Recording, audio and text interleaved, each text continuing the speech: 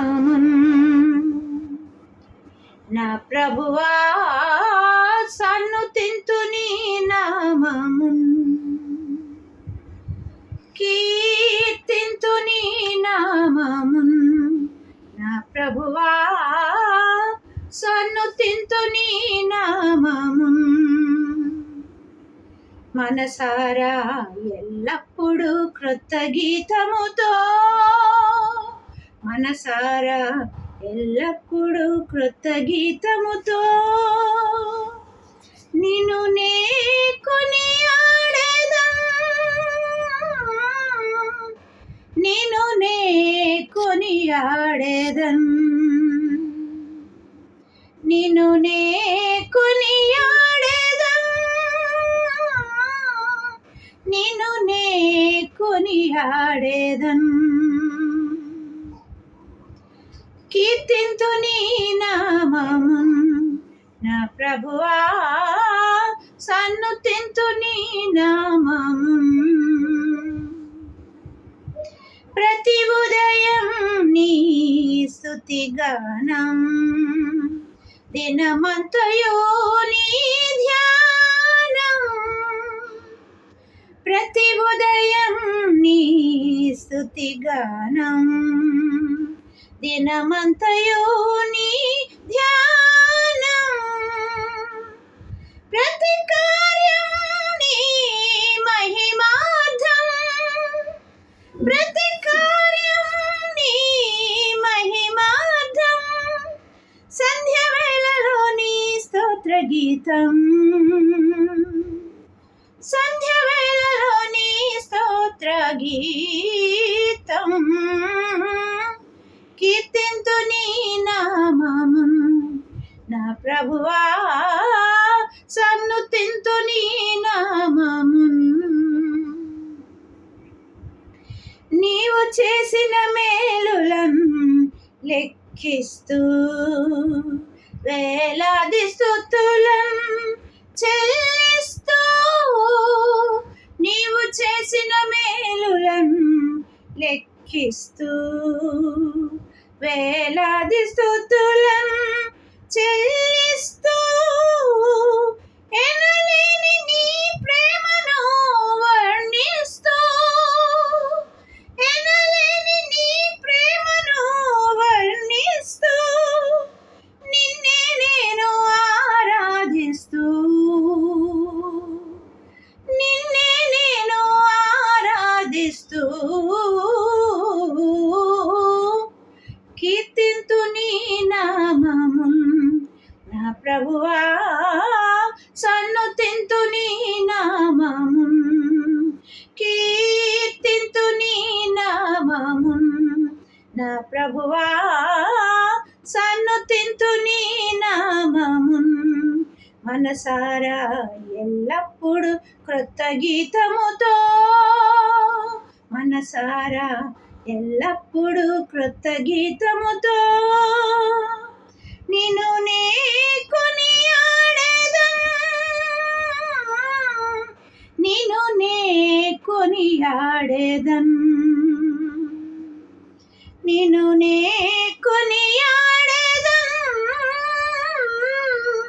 నిన్ను నే కొనియాడెదన్ కీర్తింతు నీ నామమున్ నా ప్రభువా సన్నుతింతు నీ నామమున్. అందరికీ వందనాలండి. యేసు ప్రభు పరిశుద్ధ నామమున మరొకసారి మీ అందరికీ వందనములు తెలియజేస్తూ ఉన్నాను. ఈ సమయం ఇచ్చినటువంటి అయ్యగారికి నా హృదయపూర్వక వందనాలు. ఈ సమయంలో ప్రత్యేకంగా మీ కొరకు ఒక వాక్యం పంచాలని దేవుడు నాకు ఇచ్చిన ప్రేరేపణను బట్టి మీ మధ్య నిలబడి ఉన్నాను. అందరూ ప్రార్థనాపూర్వకంగా మీ మొబైల్స్ మ్యూట్లో పెట్టుకొని ప్రార్థనాపూర్వకంగా ఈ వాక్యాన్ని ధ్యానించుదాం. అందరం కలిసి దేవుని నామమునకే స్తోత్రం కలుగునుగాక. అందరికీ వందనాలండి. అందరు బాగున్నారా?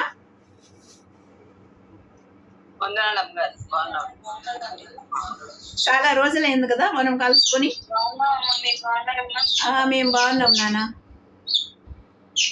చాలా రోజులైంది మిమ్మల్ని కలుసుకొని. మరి ఈరోజు దేవుడు అద్భుత రీతిగా నన్ను ఆ ఏలూరు సంఘంలోనే ఉంచి మీ మధ్య వారి వాక్యం అందించడానికి నన్ను వాడుకుంటున్న విధానాన్ని బట్టి నేను దేవునికి ఎంతగానో వందనస్తురాలని అంటున్నాను. మరి ఈ సమయంలో ప్రత్యేకంగా ఒక చిన్న వాక్యం చదువుకుందాము. వాక్యం చదివి నాకు సహాయం చేయాలని కోరుతున్నాను. 2వ రాజుల గ్రంథము 2వ రాజుల గ్రంథము 4వ అధ్యాయము 5వ వచనం 4వ వచనం ఒకరు చదవండి. అప్పుడు నీవు నీ ఇంట్లోనికి వచ్చి నీవును నీ కుమారులను లోపల నుండి తలుపు మూసి ఆ పాత్రలన్నిటిలో నూనె పోసి నిండినవి ఒక తట్టున ఉంచుమని ఆమెతో సెలవీయగా. చాలండి. మళ్ళీ ఒకసారి చదవమ్మా. అప్పుడు నీవు నీ ఇంటిలోకి వచ్చి నీవును నీ కుమారులను చదవండి. లోపల నుండి తలుపు మూసి. చాలండి. లోపల నుండి తలుపు మూసి. అప్పుడు నీవు నీ ఇంటిలోకి వచ్చి నీవును నీ కుమారులను లోపల నుండి తలుపు మూసి. ఓకే, జ్ఞాపకం పెట్టుకోండి ఈ వాక్యాన్ని. తర్వాత కూడా అదే అధ్యాయము 4వ అధ్యాయము 2వ రాజుల గ్రంథము 4వ అధ్యాయము 33వ వచనం చదువుకుందాం. తానే లోపలికి పోయి వారిద్దరే లోపల నుండగా తలుపు వేసి యెహోవాకు ప్రార్థన చేసి. అక్కడ ఆగండి. తానే లోపలికి పోయి వారిద్దరే లోపల నుండగా తలుపు వేసి యెహోవాకు ప్రార్థన చేసి. ఇంకొక వాక్యం చూద్దాము. అపోస్తుల కార్యముల గ్రంథము 12వ అధ్యాయము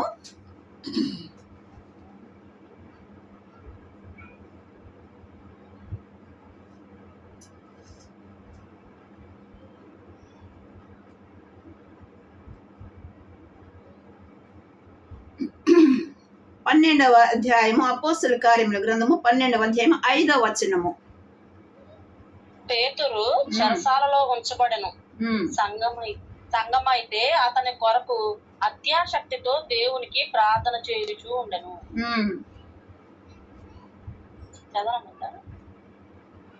ఒక్క నిమిషం. తర్వాత 12వ వచనం కూడా చదవండి అమ్మా. ఇట్లు ఆలోచించుకొని అతడు మార్కు అను మారు పేరు గల యోహాను తల్లి అయిన మరియా ఇంటికి వచ్చెను. అక్కడ అనేకులు కూడి ప్రార్థన చేయుచూ ఉండిరి.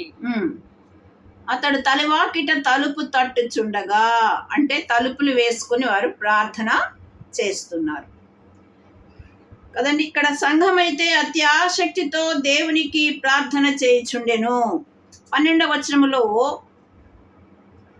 యోహాను తల్లి అయిన మరియా ఇంటికి వచ్చెను. అక్కడ అనేకులు కూడి ప్రార్థన చేయుచుండిరి. అతడు తలవాకిట తలుపు తట్టుచుండగా.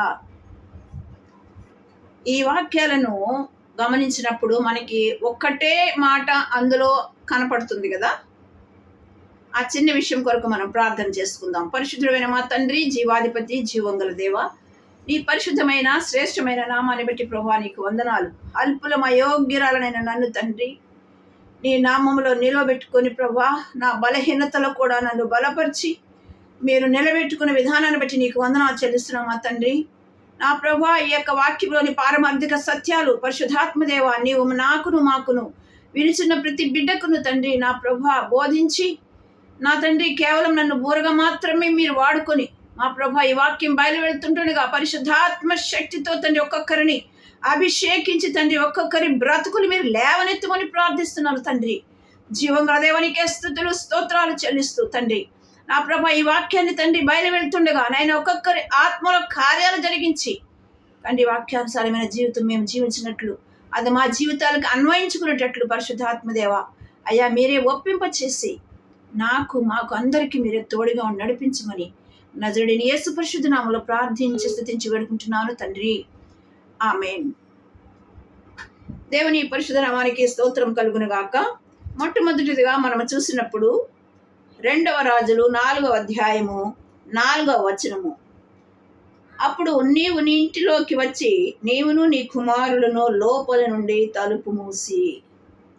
ఈ సంగతులు మనకు చాలా సంవత్సరాలుగా చాలా అనేక మార్లు అయ్యగారు అమ్మగారులు మనకి చెప్పే ఉంటారు కదా. అయితే ఇక్కడ ఒక స్త్రీ ఉంది. ఆ స్త్రీ ప్రవక్త శిష్యులలో ఒకని భార్య. నీ దాసుడైన నా పెనిమిటి చనిపోయెను, అతడు యెహోవా యందు భక్తి గలవాడై ఉండెనని నీకు తెలిసే ఉన్నది. ఇప్పుడు అప్పులవాడు నా 2 కుమారులను తన దాసులుగా ఉండుటకై వారిని పట్టుకొని పోవుటకు వచ్చి ఉన్నాడని ఎలీషాకు మొరపెట్టగా, ఎలీషా, నా వలన నీకేమి కావలెను? నీ ఇంటిలో ఏమి ఉన్నదో అది నాకు తెలియచెప్పుమనెను. అందుకామె, నీ దాసురాలనైన నా ఇంటిలో నూనె కుండ ఒకటి ఉన్నది, అది తప్ప మరేమీ లేవనెను. అతడు, నీవు బయటికి పోయి నీ ఇరుగు పొరుగు వారందరి యొద్ద దొరకగలిగిన వట్టి పాత్రలన్నిటినీ ఎరుపుచ్చుకొనుము. అప్పుడు నీవు నీ ఇంటిలోనికి వచ్చి నీవును నీ కుమారులను లోపల నుండి తలుపు మూసి ఆ పాత్రలన్నిటిలో నూనె పోసి నిండిన ఒక తొట్టును ఉంచమని ఆమెతో సెలవీయగా. ఇక్కడ ఈ 3 అంశాలను బట్టి మనం చూస్తే తలుపు మూసి అంటే మూయబడిన తలుపు వెనక ఉన్నటువంటి రహస్యం, మూయబడినటువంటి తలుపు వెనక ఉన్నటువంటి రహస్యం ఏంటో మనం ఇప్పుడు చూద్దాం. ఇక్కడ 3 తలుపులు మూయబడి ఉండడం, తర్వాత జరిగినటువంటి అద్భుత కార్యాలు మనము చూడడం జరుగుతుంది. అయితే ఈ మొట్టమొదటిది ఈ సంగతి మనము చూస్తున్నప్పుడు, ఒక విధవరాలు తనకి 2 కుమారులు ఉంటే తన భర్త చనిపోయినప్పుడు ఆయన ప్రవక్త శిష్యులలో ఒక్కడై ఉండగా వారికి ఉన్నటువంటి అప్పులను గురించి వారి కుమారులను దాసులుగా తీసుకొని పోవడానికి వచ్చారు. ఆ స్త్రీ, ఆ తల్లి ఏం చేయాలో తెలియక దైవజనుడైనటువంటి ఎలీషా దగ్గరికి వెళ్ళింది. వెళ్ళినప్పుడు అక్కడ ఆయన దగ్గర ప్రాధేయపడుతుంది, అయ్యా నా పరిస్థితి ఇది, నా భర్త చనిపోయాడు, నాకున్న అప్పుల బాధల కోసము నా కుమారులను తీసుకొని పోవడానికి వారు వచ్చారు, వారి జీవితాంతం దాసులుగా ఉండడానికి వచ్చారు, తీసుకొని పోతున్నారు, కాబట్టి నాకు ఏదైనా సహాయం చేయమని అడుగుతుంది. అడుగుతూ ఉన్నప్పుడు ఆయన ఏమంటున్నాడంటే,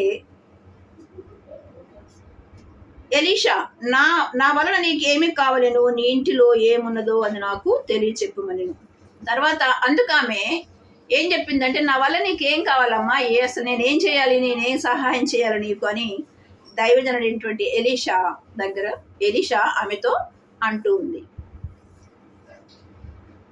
అప్పుడు ఆయన అలా అన్నప్పుడు, అయ్యా నా దగ్గర ఏమీ లేదు కానీ వట్టి నూనె కుండ ఒకటి మాత్రం ఉంది, అది తప్ప మరేది కూడా లేదు అని చెప్తా ఉంది. అయితే ఆయన ఒక మాట చెప్పాడు అక్కడ, నీవు నీ ఇంటికి పోయి నీ ఇరుగు పొరుగు వారి యొద్ద దొరకగలిగిన కుండలన్నిటిని వట్టి పాత్రలన్నీ ఎరుపుచ్చుకొను. అప్పుడు నీవు నీ ఇంటిలోనికి వచ్చి నీవును నీ కుమారులను లోపల నుండి తలుపు మూసి. ఆ దైవజనుడు అయినటువంటి ఎలీషా ఒక సలహా ఇచ్చాడు. ఏం చెప్పాడంటే, నీవు ఇంటికి పో అమ్మా, ఇంటికి పోయి నీ ఇరుగు పొరుగు వారి యొద్ద దొరకగలిగినటువంటి వట్టి పాత్రలు పోగు చేసి నీ ఇంటిలోకి పెట్టుకొని నీవు నీ కుమారులు తలుపు మూసుకోండి. తలుపు మూసినప్పుడు తలుపు మూయగానే కుండలు నిండిపోయినాయి అండి. తలుపు మూసి వారు ఏం చేశారంటే వారి ప్రార్థన చేశారు. ఎందుకంటే ఆవిడ ప్రవక్త శిష్యులలో ఒకని భార్య, దేవుని యందు భయభక్తులు కలిగినటువంటి స్త్రీ, కుమారులను భయభక్తులతో పెంచినటువంటి స్త్రీ, ఇరుగు పొరుగు వారితో స్నేహ సంబంధాలు మంచిగా ఉన్నటువంటి స్త్రీ. అంత మాత్రమే కాదు, తనకున్న సమస్యను ఎవరి దగ్గరికి వెళితే సమస్య పరిష్కారం జరుగుతుందో అని తెలుసుకొని ఉన్నటువంటి స్త్రీ అక్కడికే నేరుగా వెళ్ళింది, కానీ తన చుట్టుపక్కల ఉన్న వారికి కానీ తన బంధువుల ఎదుకు కానీ వెళ్ళలేదు. ఎలీషా దైవజనుడు దేవునికి సాదృశ్యంగా ఉంటున్నారు. ఇక్కడ మన సమస్యలలో కూడా మనము దేవుని యొద్దకే వెళ్ళాలి, కానీ మరి ఎవరి దగ్గరికి కూడా వెళ్ళకూడదు అని నేను నేర్చుకున్నాను. మన సమస్య ఉన్నప్పుడు మనము దేవుని దగ్గరికే డైరెక్ట్గా, ఎవరైతే మన సమస్యను తీరుస్తాడో ఆయన దగ్గరికే వెళ్ళాలి, కానీ మరి ఇరుగు పొరుగు వారు మన బంధువులు మనకేమీ చేయలేరు. ఈవిడ చక్కగా దేవుని వాక్యం ఎరిగినటువంటి స్త్రీ కాబట్టి నేరుగా ఆ దైవజనుని యొద్దకు పోయింది. ఆ యొక్క సమస్య చెప్పుకుంది. బిడ్డలను దాసులుగా కొనిపోవడానికి వచ్చారయ్యా, ఇప్పుడు నేనేం చేయాలి, నాకున్న ఆధారం ఆ బిడ్డలే అనుకుంటూ ఆయన దగ్గర మొరపెట్టినప్పుడు ఆయన ఒక అద్భుతమైనటువంటి మరి సమాధానం ఇచ్చారు ఇక్కడ. సో దానికి సంబంధించి, నా వలన నీకేమి కావాలి, నీ ఇంటిలో ఏముందంటే, నా ఇంటిలో ఒక వట్టి పాత్ర, నూనె కుండ ఒకటి ఉన్నది, అది తప్ప మరి ఏది లేదనగా, అయితే నీ వెళ్ళి ఇరుగు పొరుగు వారి దగ్గర నుంచి కుండలు, నీ కుమారులను పంపించి కుండలు తెచ్చుకో. ఇరుగు పొరుగు దగ్గరికి వెళ్ళి నీ కుండలు పోగు చేసి, నీ ఖాళీ పాత్రలు పోగు చేసి ఇంట్లో పెట్టుకొని, నీవు నీ కుమారుని తలుపు వేసుకొని, అక్కడ సైలెంట్గా అనమాట, ఆ మాట చెప్పబడలేదు కానీ, నీవు నీ కుమారులు తలుపు వేసుకుని, ఎప్పుడు మనము మన ఫ్యామిలీగా ఉన్నప్పుడు మనము తలుపు వేసుకొని ప్రార్థన చేస్తాము దేవునికి. ఏదైనా సమస్య ఉన్నా, సమస్య లేకపోయినా, మన కుటుంబ ప్రార్థన అనేది మనము తలుపు వేసుకొని ప్రార్థన చేస్తాం. సో ఆ రీతిగా నీవు నీ కుమారులను ఇవన్నీ లోపల పెట్టుకొని తలుపు వేసి ప్రార్థన చేసుకోండి. అప్పుడు కుండలన్నీ వరుసగా నిండుతూ ఉంటాయి, నిండినవన్నీ ఒక తట్టుని పెట్టండి అని చెప్పాడు ఆయన. అయితే ఈ స్త్రీ దేవుని యందు భయభక్తులు కలిగినటువంటి స్త్రీ, అలాగే ఎవరినైతే నమ్ముకొని సమస్య తీరుస్తాడు అని అనుకుందో, ఆయన దగ్గరికి వెళ్ళినప్పుడు ఆయన చెప్పిన సలహా విని లోబడి ఆ ప్రకారంగా చేసిందో, అప్పుడు ఆ తలుపు వెనకాల జరిగినటువంటి అద్భుతం, దేవునికి ప్రార్థన చేసినప్పుడు ఆయన కుండలు నింపడం మొదలుపెట్టాడు. ఆ పాత్రలన్నిటినీ ఒకదాని వెనుక నింపడం మొదలుపెట్టాడు నూనెతో. చూసారా, అక్కడ వాక్యం చూడండి, 5వ వచనంలో 4వ వచనం చూస్తే, అప్పుడు నీవు నీ ఇంటిలోనికి వచ్చి నీవును నీ కుమారుడును లోపల నుండి తలుపు మూసి ఆ పాత్రలన్నిటిలో నూనె పోసి, అంటే ఎప్పుడైతే వీరు ప్రార్థన ప్రారంభించారో అక్కడ నూనె రావడం ప్రారంభమైంది. ఈ పాత్రలన్నిటిలో నూనె పోసి నిండిన ఒక తట్టున ఉంచుమని ఆమెతో సెలవీయగా, ఆమె అతని యొద్ద నుండి పోయి తర్వాత ఆ కుమారులకు చెప్పింది అనమాట. ఏంటంటే ఇంటికి వెళ్ళిపోయింది, ఆయన ఎలా చెప్పాడో అలా చేయడం ప్రారంభించిన తర్వాత ఆ పాత్రను తెచ్చి ఇంట్లో పెట్టింది. వారు తలుపులు వేసుకొని ప్రార్థన చేస్తూ ఉన్నారు. అయితే పాత్రలన్నీ నిండిన తర్వాత ఇంకా పాత్రలు తెమ్మని ఆమె తన కుమారులతో చెప్పగా, వారు మరేమీ లేవని చెప్పింది. ఇక్కడ చూడండి, ఆమె వారు తన కుమారులు తను కలిసి ప్రార్థన చేసినప్పుడు ఆ పాత్రలన్నీ నిండుకుంటూ వచ్చాయి, నూనెతో నింపబడ్డాయి. అయితే ఇక్కడ జరిగిన అద్భుతంకి ముందు, నీ ఇరుగు పొరుగు వారి దగ్గరికి వెళ్ళి నువ్వు పాత్రలు తీసుకొని రా. So what relationship you are having with your neighbourhood? మీ ఇరుగు పొరుగు వారితో మీకు ఎలాంటి సంబంధం ఉంది? స్నేహ సంబంధం ఉందా? వైరం ఉందా? ప్రేమ ఉందా? లేకపోతే దేవుని ప్రేమ కలిగి అందరితో మాట్లాడుతున్నారా? జగడం ఆడుతున్నారా? ఎలా ఉంది మన సంబంధాలు? ఎలా ఉన్నా నడవదు, కానీ దేవుని ప్రేమతో మాత్రం ఉంటేనే ఆ కార్యాలు జరుగుతాయని ఈమె ద్వారా మనం నేర్చుకుంటూ ఉన్నాం. ఎప్పుడైతే దైవజనుని మాటకు లోబడి ఆ పాత్రని తీసుకొచ్చి ఆయన చెప్పినట్టు చేసిందో, అవన్నీ నిండిపోతూ వచ్చాయి. నిండిపోయిన తర్వాత ఇంకేమైనా ఉన్నాయా అమ్మ అంటే, అక్కడ కూడా చూడండి, అక్కడ ఇంకొక మాట మనం గమనించాలి. ఆ పిల్లలు కూడా, నీవు నీ కుమారులు ఇరుగు పొరుగు వారి దగ్గరికి పోయి ఆ కుమారులు తెచ్చిన పాత్రలు అంటున్నాడు. అక్కడ కుమారులు పాత్రలు తెస్తున్నారు అంటే తల్లి మాటకు లోబడేటువంటి బిడ్డలు, కుమారులు. తల్లి మాటకు లోబడినటువంటి బిడ్డలు అక్కడ ఉన్నారు. ఇవాళ జనరేషన్ ఎట్లా ఉందంటే, చిన్న పిల్లలైనా కూడా తల్లిదండ్రులకు లోబడనని స్థితిలో వారు ఉంటున్నారు. వారి కొరకు చాలా ప్రార్థన చేయాలి, మనం వారి కొరకు చాలా విజ్ఞాపనలు చేయాలి. ఎందుకంటే ఇలాంటి మరి ఒక జనాంగం పుట్టుకొస్తుంది కాబట్టి మనం చూస్తున్న ఏ ఇంట్లో చూసిన చంటి పిల్లలు చాలా ఫాస్ట్గా, చాలా మనము విననటువంటి ఎరగనటువంటి మాటలు వాళ్ళు మాట్లాడుతూ వస్తూ ఉన్నారు. కాబట్టి ఈ రీతిగా మరి ఆ పిల్లలు తల్లి చెప్పగానే వెళ్ళి తేవటం, మరి ఎలాంటి రిలేషన్షిప్ ఉంటే పిల్లలు పంపిస్తేనే ఆ వట్టి పాత్రలు ఇచ్చారు, కొంతమంది మనం వెళ్తే మాకు లేదండి అంటారు కదా. అంటే మన రిలేషన్షిప్ని బట్టి మనం వెళ్తే కూడా అమ్మ నీ దగ్గర రొట్టె పాత్ర ఉంది ఉంటే ఇవ్వంటే లేదమ్మా అంటారు ఉంచుకుని కూడా. కానీ పిల్లలు వెళ్తేనే ఇచ్చేశారు అని అంటే ఎలాంటి రిలేషన్షిప్ వారు మెయింటైన్ చేస్తున్నారు ఆ యొక్క సమాజంలో.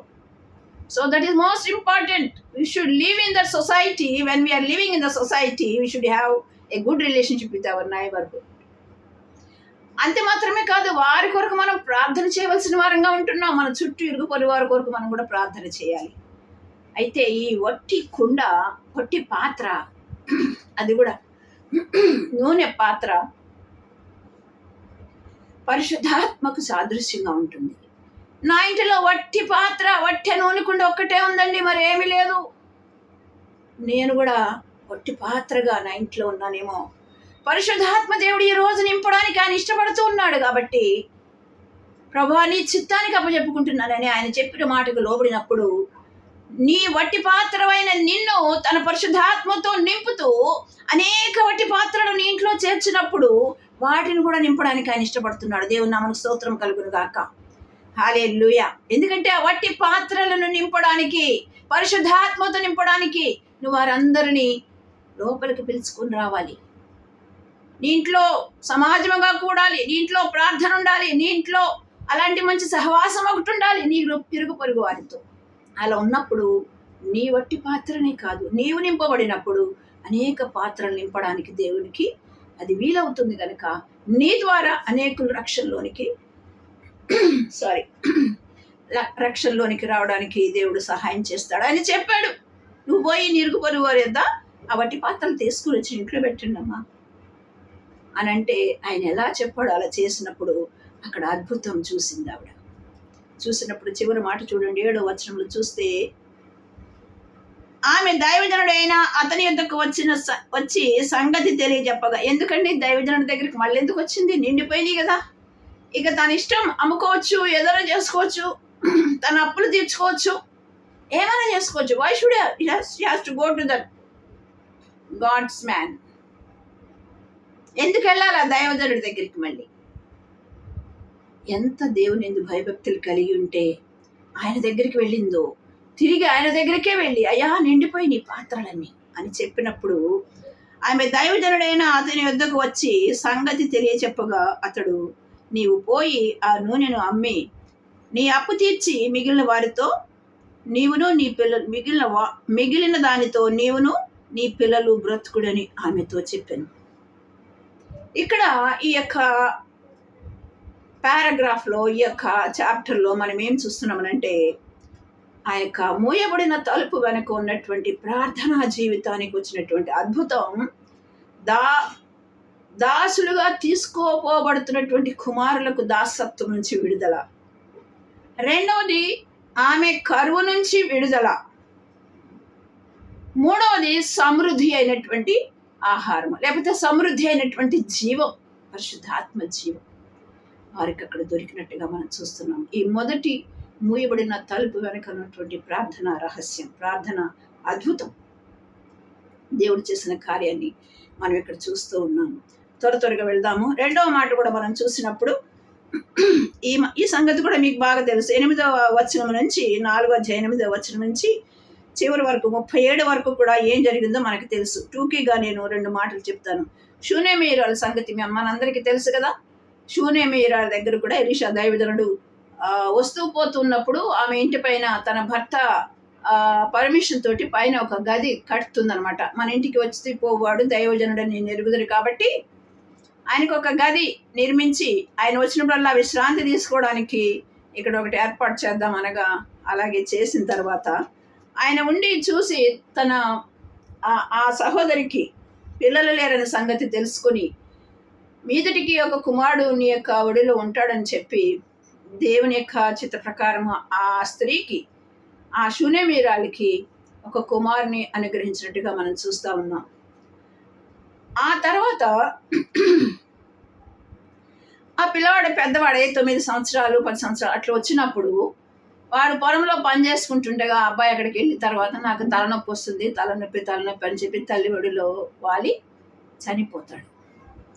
చనిపోయినప్పుడు ఆ బిడ్డను తీసుకొచ్చి ఇంట్లో ఆ మేడగదిలో ఆ దైవజనుని యొక్క గదిలో ఆ పడక మీద బిడ్డను పడుకోబెట్టి ఆమె త్వరగా చూడండి అక్కడ 23వ వచనం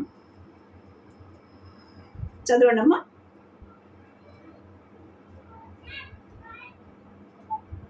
అతడు నేడు అమావాస్య కాదే, విశ్రాంతి దినము కాదే. 32వ వచనం చదువుదాం. 32వ వచనం నుంచి చదువుకుందాం. ఎలీషా ఆ ఇంట జొచ్చి బాలుడు మరణమై ఉండి తన మంచము మీద పెట్టబడి ఉండట చూచి తానే లోపలికి పోయి వారిద్దరే లోపల నుండగా తలుపు వేసి యెహోవాకు ప్రార్థన చేసి. చాలండి. అయితే అక్కడ ఏమవుతుందంటే నేను పోవటం మంచిదని చెప్పి గాడిదకు గంతలు కట్టి తాను ఎక్కి 23వ వచనం చూస్తున్నాము. గంత కట్టించి తాను ఎక్కి తన పనివానితో శీఘ్రముగా తోలుము, నేను నీకు సెలవిస్తేనే గాని నిమ్మలముగా తోలవద్దనెను. ఈ ప్రకారము ఆమె పోయి కర్మెల పర్వతనున్న ఆ దైవజనుని యొద్దకు వచ్చెను. దైవజనుడు దూరం నుండి ఆమెను చూచి, అదిగో ఆ శూన్యమీరాలు, నీవు ఆమెను ఎదుర్కొనుటకై పరుగున పోయి నీవును నీ పనిమిటియు నీ బిడ్డయు సుఖముగా ఉన్నారా అని అడుగుమని తన పనివాడైన గెహాజీతో చెప్పి పంపెను. అందుకామె సుఖముగా ఉన్నామని చెప్పెను. ఈ మాట చూడండి. కుమారుడు చనిపోయాడు, ఆ గదిలో పెట్టింది, పనివాడిని తీసుకొని గాడిదని ఎక్కి ఆ దైవజనుని ఎద్దుకు అక్కడికి వెళ్ళిపోయింది. దూరం నుండి దైవజనుడు చూసి నీవు నీ పిల్లలు క్షేమమా అని అడిగితే క్షేమమే అని చెప్తుంది. మనమైతే ఏం చేస్తాము? లబో దిబో మొత్తుకుంటూ అసలు వెళ్తామా? అసలు దైవజనుడు ఇచ్చాడు, మళ్ళీ ఆయన దగ్గరికే పోవాలి అనే ఆలోచన ఉంటుందా? ఉండదు.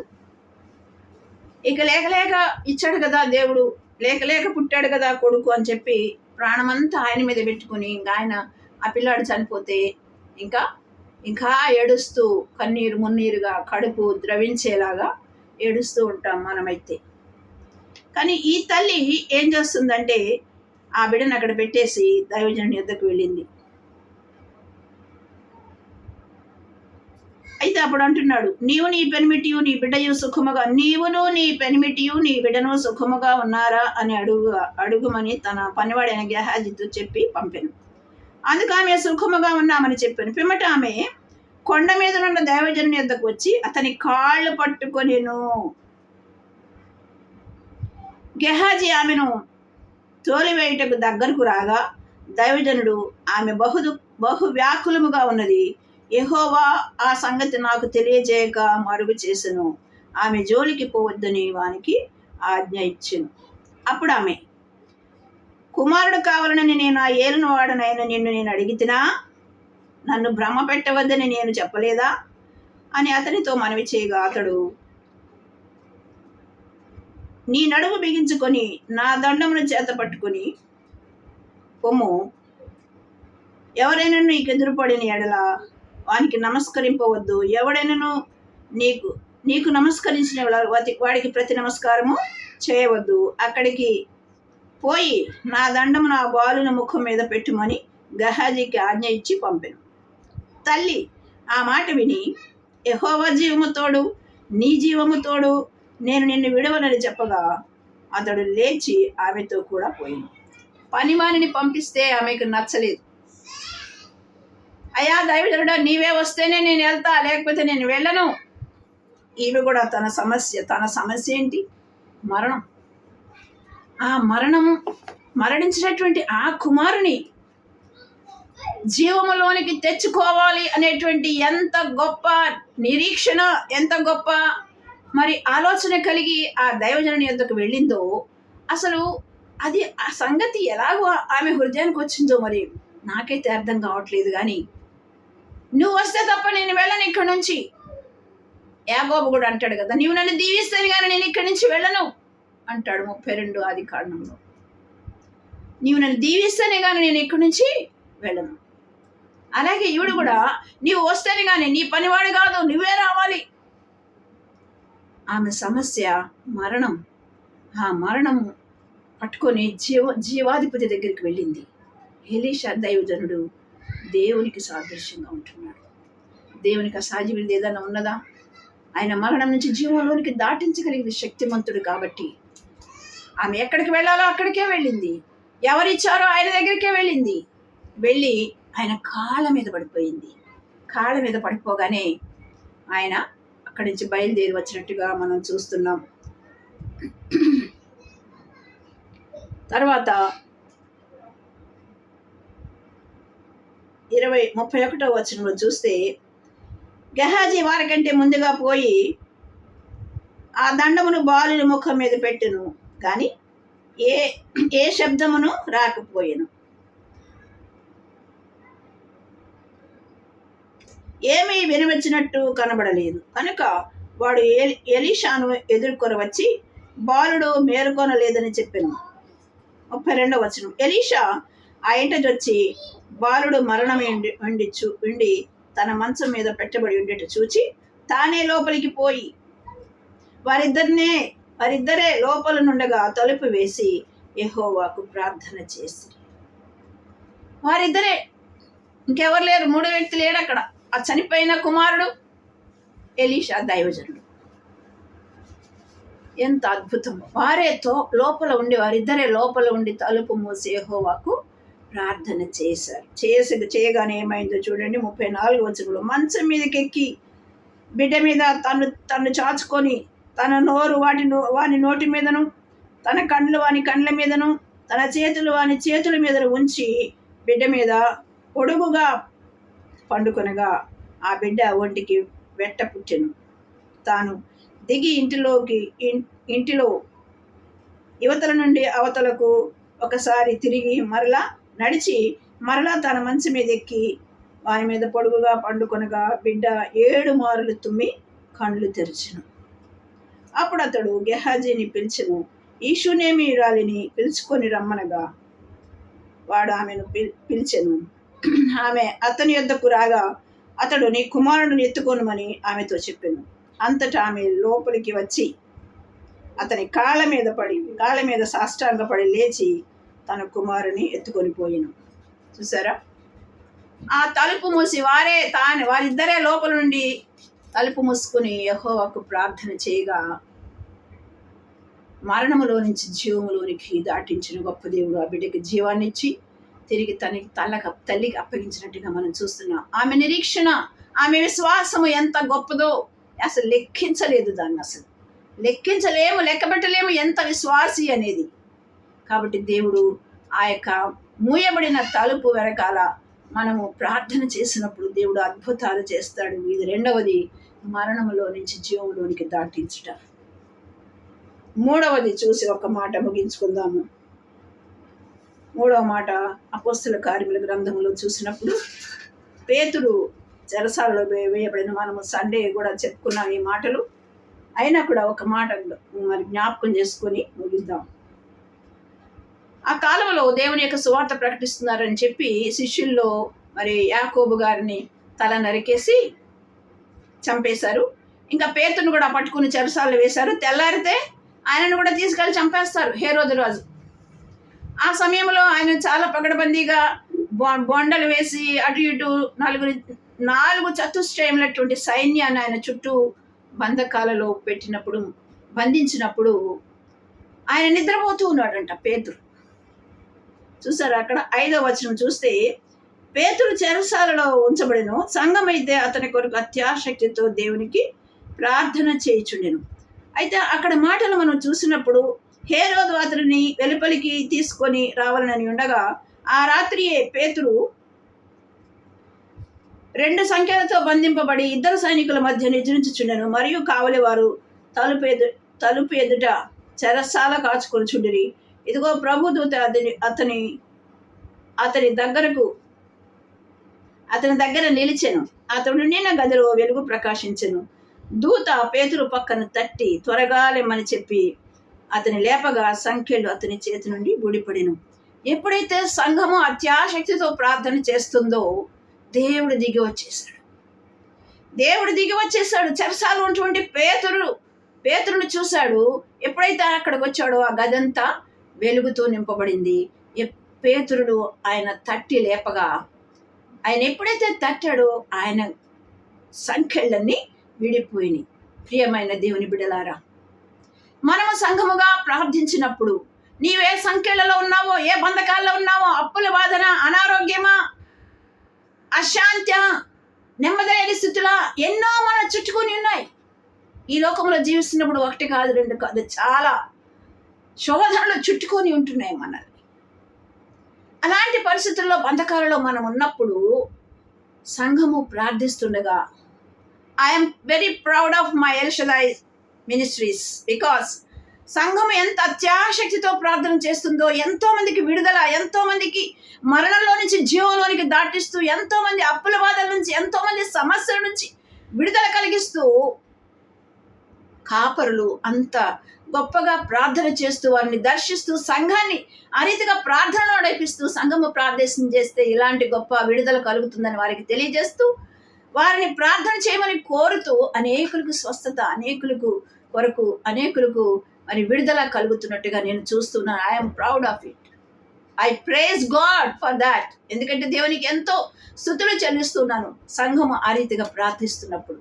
మరి అలాగే సంఘము ప్రార్థించినప్పుడు సంఖ్యలు విడగొట్టిన గొప్ప దేవుడు. పేతురు సంఖ్యలు విడగొట్టగా ఆయన మరి చెప్పులేసుకో, నీ వస్త్రం వేసుకో అని చెప్పి దూత ఆయనను తట్టి లేపినప్పుడు సంఖ్యలు విడిపోగా గబగబా ఆయన వస్త్రం ధరించాడు, ఆయన చెప్పులు తొడుక్కున్నాడు.